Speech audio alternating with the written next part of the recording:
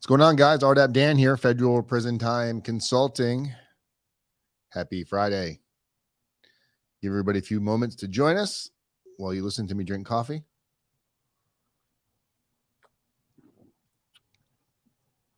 This is another topic we get a lot of questions on, especially lately.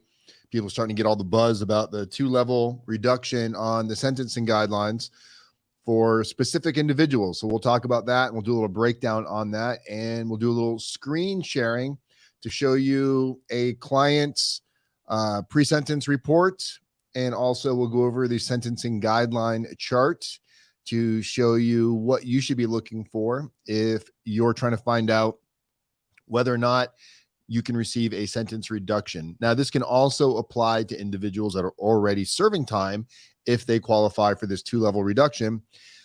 They could already be serving their sentence, and this could adjust. And it should happen automatically. You shouldn't have to do much, but you never know. Things can create problems. What's going on, Kevin? Welcome. So we'll give everybody a few more minutes here to join us. Looks like there's 4 people hanging out right now. If you haven't done so, there's also a link in the description of the video if you would like to book your free consultation, especially if you have questions regarding the topic today. This will be something you'll want to definitely book your free consultation for, take full advantage. And if you have other questions regarding things like RDAP, sentencing factors, personal narratives, reference letters, your plea agreement, your pre-sentence report, maybe you feel like you didn't get, looks like didn't mean to do that. Looks like a lot of individuals are worried that they didn't get their just time at sentencing, meaning their attorneys didn't do what they were supposed to do. I just got off the phone with the mother of a young girl that's just sentenced to, I believe she said 8 years. And she doesn't feel like the attorney did the job properly, which we hear that often. And I think there's a misconception with what the attorneys can do, what they can't do. But there's also, I believe, sometimes there needs to be some accountability, not sometimes, all the time. There needs to be accountability on the attorneys when you have somebody that probably has an appointed attorney and they think they're going to go out and hire a high-priced criminal defense attorney and get a much different outcome. And that's just not always the case. In most cases, it's not the case. So you want to make sure that if you're talking to an attorney that you're able to hold them accountable. And that's some of the stuff that we cover in our free consultations, and definitely individuals working with us.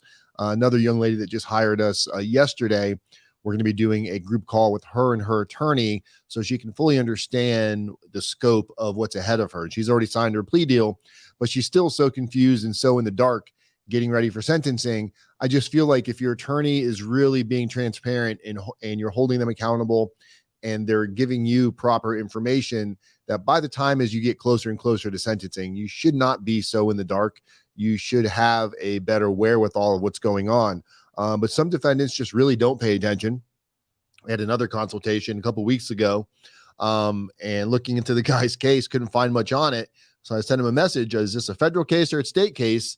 And he's already taken a plea deal. He's waiting sentencing, and his answer was, I think this is a state case.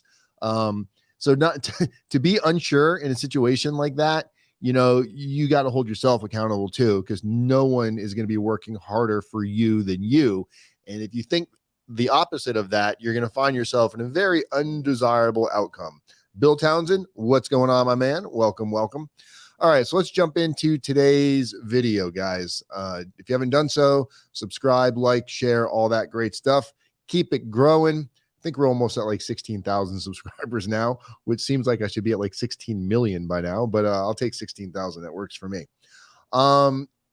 So we're going to jump over here. And let's see here. So I can source what I'm looking at so you guys can see it. Let's see if I can make this a bit bigger. But just over at the federalregister.gov, you can pull up information on what's going on. And if you just do a quick search for like the 2-level reduction. So right over here, let's go down to the first one. So we're just going to jump into this so you can kind of see it. So the 2 levels from offense level determined. So basically, whatever your sentence was, whatever your sentencing guidelines were, if you were sentenced within the guidelines, and we'll talk about that in a second, because that's another very important factor in determining whether or not you're going to see any benefit or not. Some of you may have already seen the benefit and just don't understand it, and you're going to feel like you're not getting the benefit because you didn't get that wow factor that other people get. Basically, it says adjustment for certain 0-point offenders provides a decrease of 2 levels from the offense level determined under Chapter 2 and 3 offenders who did not receive any criminal history points under Chapter 4. So basically what this is saying is if you're a nonviolent offender and you do not have any criminal history points at the time of sentencing, that you could receive a 2-level reduction from the guidelines, from the sentencing guideline chart, which we'll jump over and look at that in a second.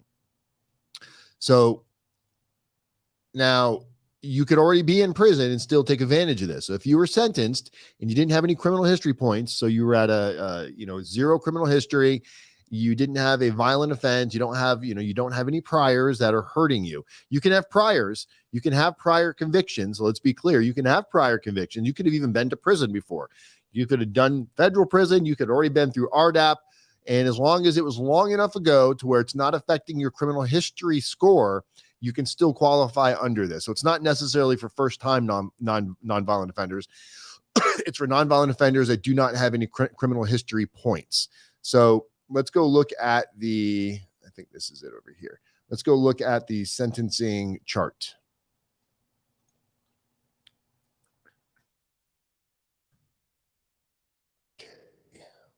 All right.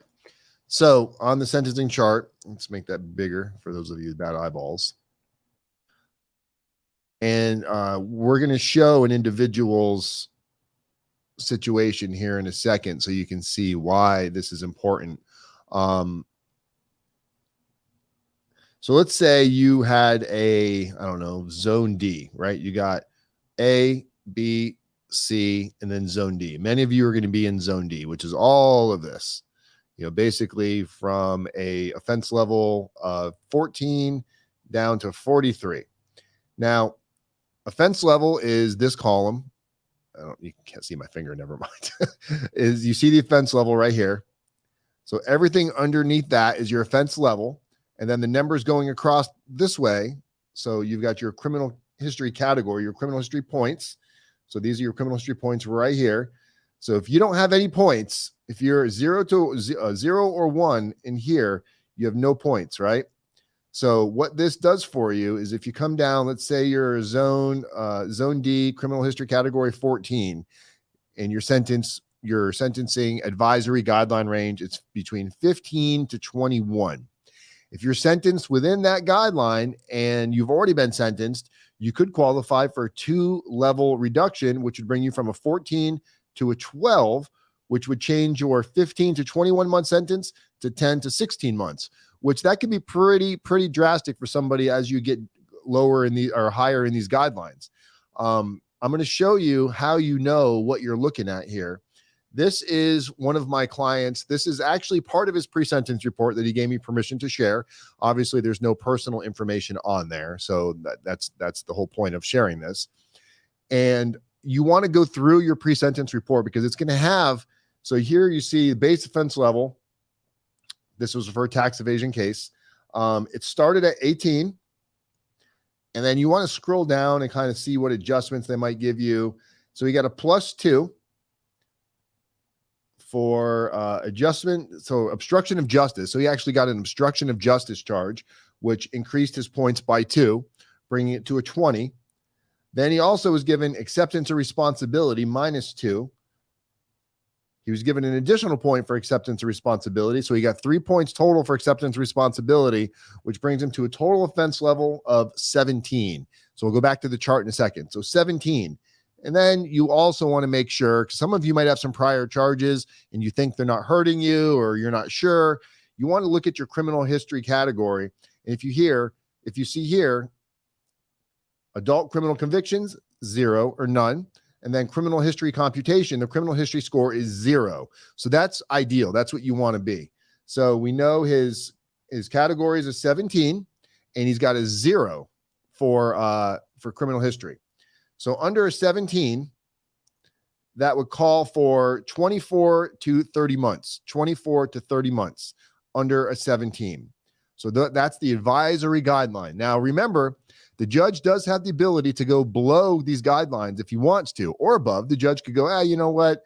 I don't like the way this guy looks. Hopefully that's not what the judge is saying, but I'm going to pound him out at 18 or 19, really put him through the ringer, which you don't see very often if you have an individual that's accepting responsibility, taking a plea deal in a timely manner, any other kind of cooperation, 5Ks, Rule 35s. Usually at the worst case scenario in a situation like that, you'll see the judge doing exactly at the guideline range and usually at the low end of the guideline range. So I would say 90% of the clients that we deal with that do get sentenced within the guideline range, we're talking about the ones that do get sentenced within the guideline range, 90% of them are at the low end of the guideline range, where in this case, it would be 18 months.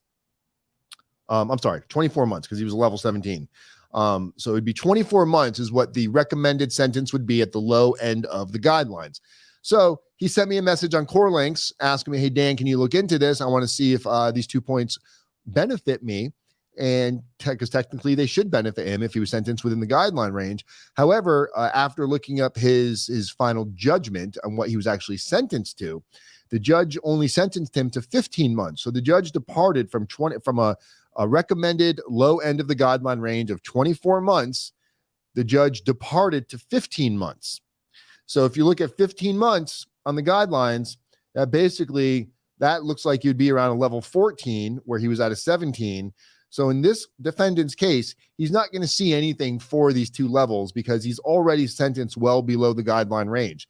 So even if the judge were to go down 2 levels from 17, 16 to 15, he would still be looking at around 18 months, and he's already 3 months better than that. So he's already sitting better, which in the client's defense, in his case, that's where you want to be. That's a great scenario to be sentenced to. However, all the jailhouse jitter and chatter going on, inmate.com, everything that talking about in the prison, everybody's telling him, oh, you're going to get another 2 levels down, blah, blah, blah, blah, blah. So he's thinking it's going to go down from the 15 to 2 more levels. And that's just not the case, guys. Your sentencing guidelines, if you're sentenced within the guideline range, then yes, you can see a downward departure. If the judge sentenced you below the guidelines, 2 levels, 3 levels, then you've already, and my situation was similar when I went to prison. That was right around when the 2 level departure for nonviolent drug offense crimes, and my crime was a drug offense crime. I worked for a doctor that was overprescribing or pain narcotics like oxycodone, Percocets, things like that. And my original guidelines were like a level 37. Which if you look at what that is, since we have that over here, I'll just show you to give you an idea of why it didn't benefit me at all. On a level 37, ouch, that's so scary looking. 210 to 262 months at a level 37. Level 37 was my adjusted offense level. That was after all the plus and minuses. It was a 37 at the end, but my plea agreement capped my sentence at 60 months, which had me somewhere between a level 24 and like a level 26. So when they did the 2 level decrease, obviously the 2 levels did jackola for me, because 2 levels from a 37 still would have been 168 months. I'd still be singing the blues. So yeah, it didn't benefit me, just like it's not going to benefit many of you. And if you got that downward departure, that means you're doing good. That means you're cooperating to your best of your ability. And when I say cooperating, I mean you could just be cooperating, not dragging the government through it. You got caught, you did it, and you're basically saying, yeah, you got me. In my situation, everybody on our case, and you can look it up, it was Savannah. It was a Savannah pain clinic called Gardens. What was it called? East Health Center out of Savannah, Georgia, in a little city called Garden City. Back in 2011 is when we were arrested, got indicted. 2013, everybody on our case took a plea deal. So, it was easy to go in and cooperate because everybody cooperated. Basically, everybody pointed the finger at everybody. And we all agreed to do so because it was the only way we were going to come out of this thing with some pulse ahead of us. Bill Townsend, exactly 24 to 30 months. The judge gave me 27. I had a very old criminal history they did not use. So 24 to 30. So the judge gave you 27 months. Is that what you're saying, Bill? Because if that's the case, well, you're already out. It sounds like you've already done your time. Is that correct, Bill? Or you were sentenced and you're still awaiting to surrender? And then we can use you as a little bit of a fill in the blanks here. Again, guys, if you want to book your free consultation to find out, because I know, look, even though to me this is super simplified, I do know that, of course, I look at this stuff all day long. I read through it constantly. I'm researching it constantly. I'm doing research for clients constantly.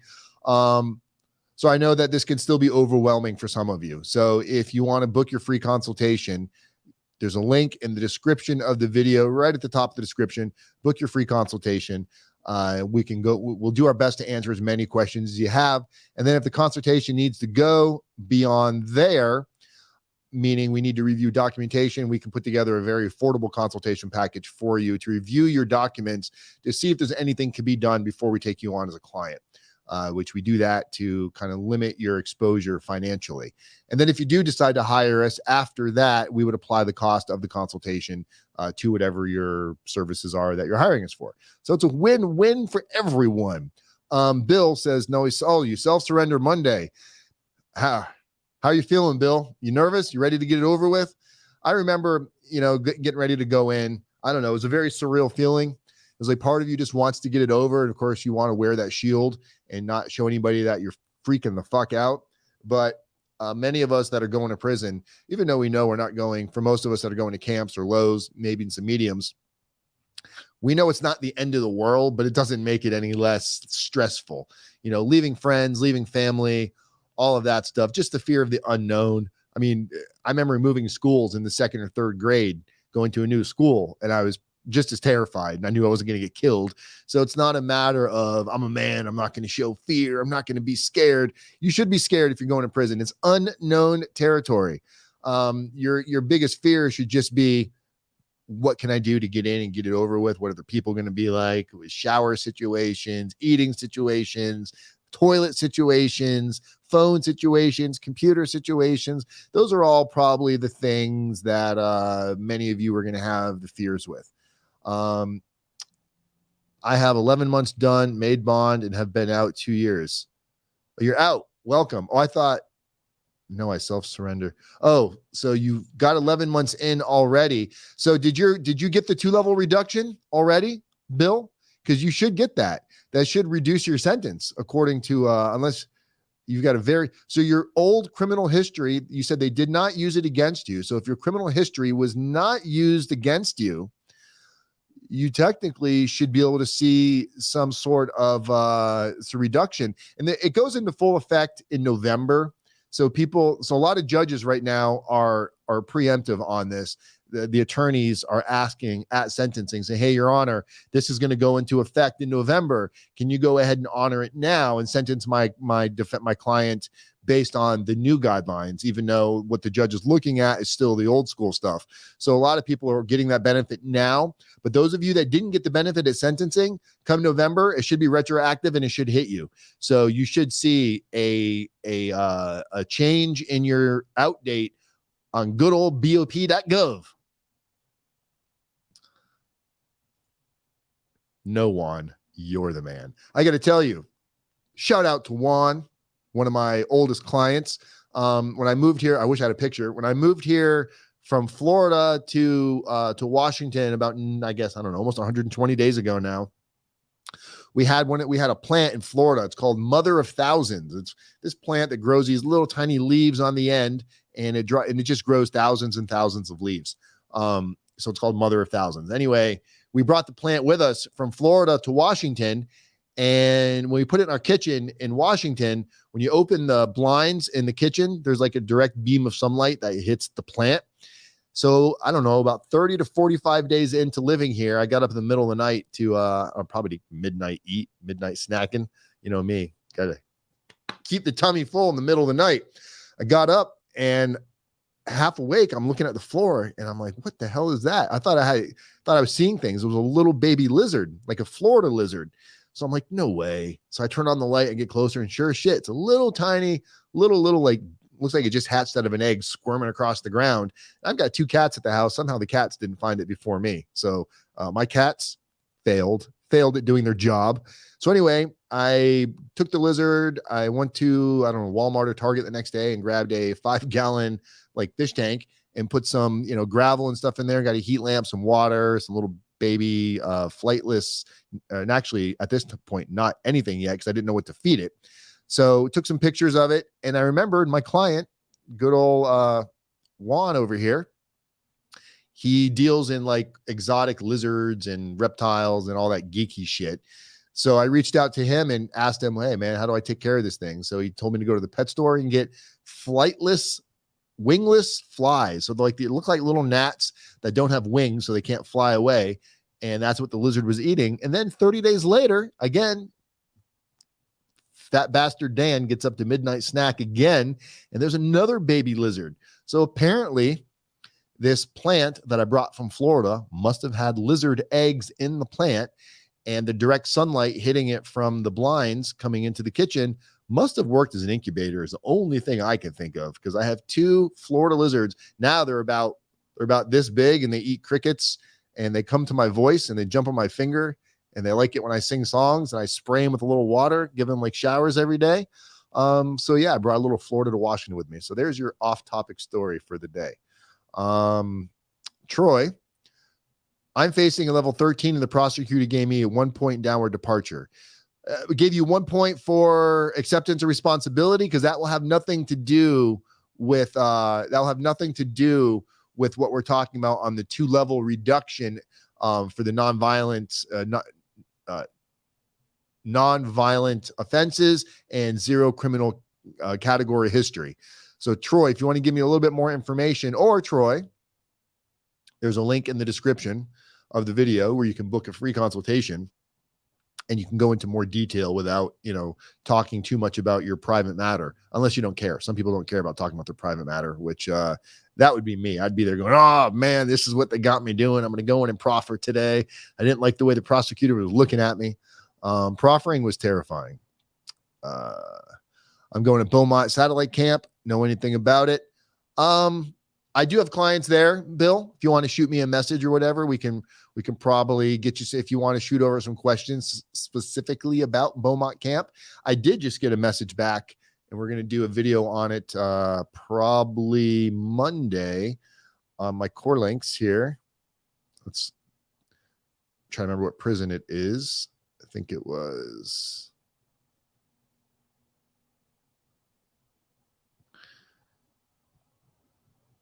I forgot where he's at, but he's at one of the camps. And we've been sending out messages to our clients that are already in prison, asking them to break down the day-to-day activities, do's and don'ts of specific prison camps, because information changes all the time. So, obviously today is Shelly's 10-year or 11-year. Let me see. This is the text message I got from Shelly this morning.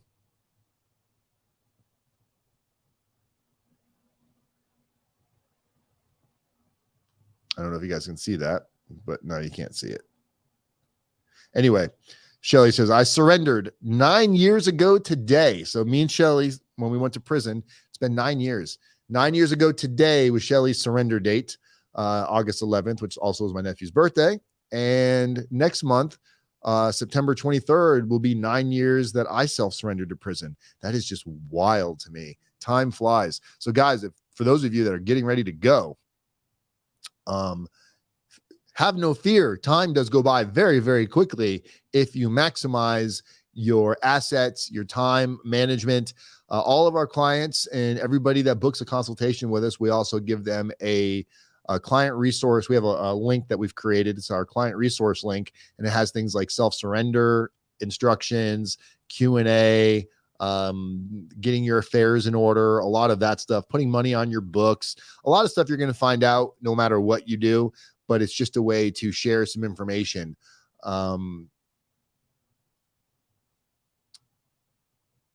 Juan, yes, it does. I'm assuming you're talking about how fast time flies. Juan, boy, Juan was our first true success story turned crash test dummy. Juan was, and I love Juan. That's not his real name. That's just the name he goes by on here. Juan was our first client that he was originally looking at a minimum mandatory of 5 years, and through hard work and preparation and doing what he had to do, got the minimum mandatory removed. Prosecutor still wanted time. The prosecutor, as a matter of fact, still wanted 5 years. And he had a pretty cool attorney who was very, very forthcoming and talking with me that we were able to build a nice strategic plan around how to help Juan get a shorter sentence. And Juan ended up getting time served, probation with, there's not time served. He got 5 years of probation, a combination of probation and home confinement. And in the midst of his victory, Juan messed up, got a new charge, like marijuana cartridges or something. It just crash tested right into the wall. Had a cool little job for NASCAR and whatnot, and goofed up, violated, went and sat in county jail for more than a year, waiting for all this stuff to get wrapped up, and eventually finished everything up. And he's out now, doing really well. Travels all over the place. I'm pretty jealous of all your Instagram pictures.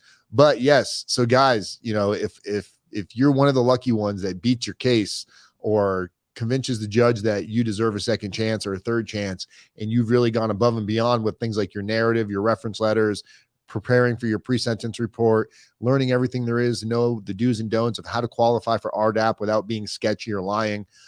These are things that can make a huge impact your day of sentencing. You just have to really know what you're working with, how to utilize the tools to your benefit, and realize that, you know, your attorney is not necessarily going to cover all of these things. They should, but they don't necessarily do all the time. Juan, angel, my foot. But no, Juan, thank you for all of the education on my lizards. Thank you. Appreciate that.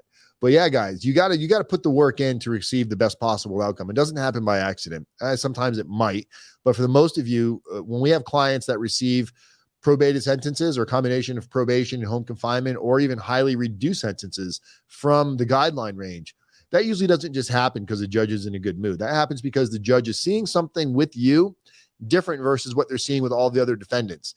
And it's important to realize that there's really nothing special about your circumstance. Most of you that are first-time nonviolent offenders, you've got kids at home, you've got sick parents, you've got a wife, you've got a husband, you got bills to pay, and you feel like, you know, I've been out on pretrial this entire time. What's the point of sending me to prison? It doesn't work that way. You know, the judge sentences people just like you every single day to prison, and those people have the same life you have. They have kids, they have a wife, they have bills, they have a great track record, they help out their community, they donate to, you know, firefighters and police benevolence and all of these different things. They do all the same things that you're doing that you think you're showcasing on this PowerPoint at sentencing, like the judge is going to give two shits. And unfortunately, you're dealing with a judge that has sentenced a million individuals just like you, with doing all the same things that you're doing. So creating a different pattern and showing the judge something that he's not used to seeing. And that's part of our mitigating tactics on how we create a different outcome for you by you not appearing to be the same John Doe that has been sentenced a million times. You know, we're not comparing you to murderers and rapists and child molesters. You're not getting compared like that. So at sentencing, a lot of you go into sentencing thinking, oh, the judge is going to see I didn't kill anybody, I didn't rape anybody, I didn't, you know, download a bunch of pictures of child pornography. And you think that that's going to be a reason that the judge is going to go easy on you. And it's just not, because the judge sentences good people that commit white collar crimes, tax crimes, bank crimes, mistakes, you know, low level drug crimes every single day that end up getting prison time. So the only way you have a chance of doing something different is by showing the judge something that he has not seen prior. So put in the work. And the best way to put in the work is book your free consultation. The link's in the description of the video. That's about all I got today. I'm getting ready to do a video with Federal Prison Insider. You guys know him. We did a video, I guess about a week ago, as we're combining forces. I'm basically taking over all of his consulting side of things. He's slowly moving out of the industry, but he wants to maintain a presence. So we're getting ready to go over and do a video with him. It's not going to be live, or else I would share the link so you can watch. He's going to do the video, do a little post-production on it, touch my my skin up so it has that beautified filter on there. I still look like I'm in Florida. I live with a tan, natural. I don't go to tanning salons. I spend a lot of time outside. Shelly and I this weekend, we're taking the paddle boards up to Clear Lake, up in the mountains, and we're going to go paddle boarding. If you follow me on Facebook and Instagram, you'll see that last week or about 2 weeks ago, we went I guess it was a week ago, we went paddle boarding, and we caught some live video of an awesome otter sitting on a tree trunk in the middle of the lake. We're talking like a beautiful lake, a Clear Lake. Look it up, Clear Lake in Washington. And he had a fish and just chomping down on a fish. It was the coolest video I've ever seen. Nature is beautiful. Those of you like Bill, you're getting ready to head off to the big house for a little bit of time. My advice to people like Bill and anybody else, whether you're just going in or just getting out, there's a lot going on in your mind right now, and you really do need to work on, I don't want to say you got bad mental health, because, that's such a misused word today. But if you're getting ready to go out and just de-stress. I know you're going Monday and you probably got a lot to do, but go take 2 or 3 hours for yourself. I don't care if you live in New York City in the concrete jungle. Go find some nature. Go do something, free your mind, because it's going to be a little bit before you have that again. And for those of you that are just getting out, that maybe you're struggling with jobs, you're struggling with relationships, you're struggling with housing, you're struggling with money, you're struggling with a car, you're trying to get your feet planted, and maybe you're getting that bug itching you going, I'm about to relapse and do something stupid and commit a crime because I need to make money. Go out in nature. They got something called grounding. Take your shoes off, go stand in the grass, go stand in the dirt, go stand in the sand, and just kind of let nature travel through you a little bit, get that energy going, and just realize things could be far worse. Most of you still have your health. You've got life ahead of you. So don't throw it all away. Don't think this is the end. And Bill, you'll be in and out of there before you know it. Hopefully you'll come back and chat with us. Let us know how it was. Juan says, where's Todd? I don't know.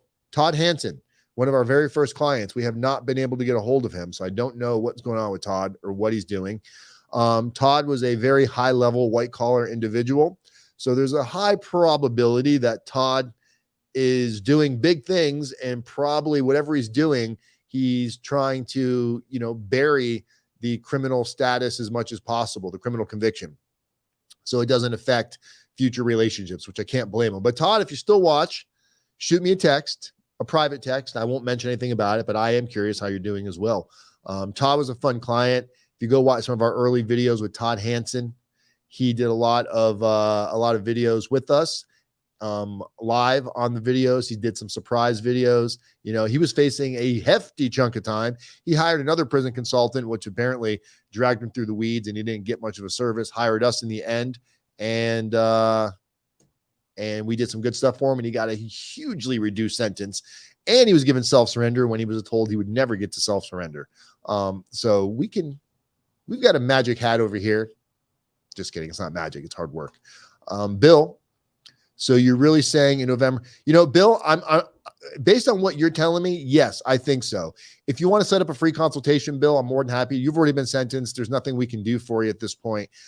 But I'd be more than happy to review your paperwork with you, kind of go over it, because I don't want to mislead you if there's something that I'm missing on here. But based on the information that you submitted in this chat, yes, you should be receiving a reduction. What that looks like, I'm not 100% sure, but I can look at it and I can give you a pretty accurate reading with my crystal ball. Ha ha ha ha. Why, thank you, Juan.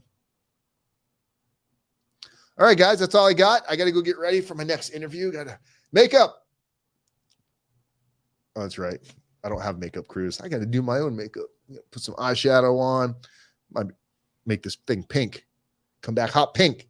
All right, guys, I'm RDAP Dan, Federal Prison Time Consulting, people up and people communities method, one day at a time. Go out and book your free consultation right now. Link is in the description. I love you guys. Please subscribe, please share. And if you know somebody going through something very tough, send them some videos. The worst case scenario is they might find out something they didn't already know, and that could change the pattern, the whole ripple effect of the dynamic outcome. You all have a great day. I'm RDAP Dan. Love you all. Peace, love, and harmony. Have a great weekend. I'm out of here. Peace, guys.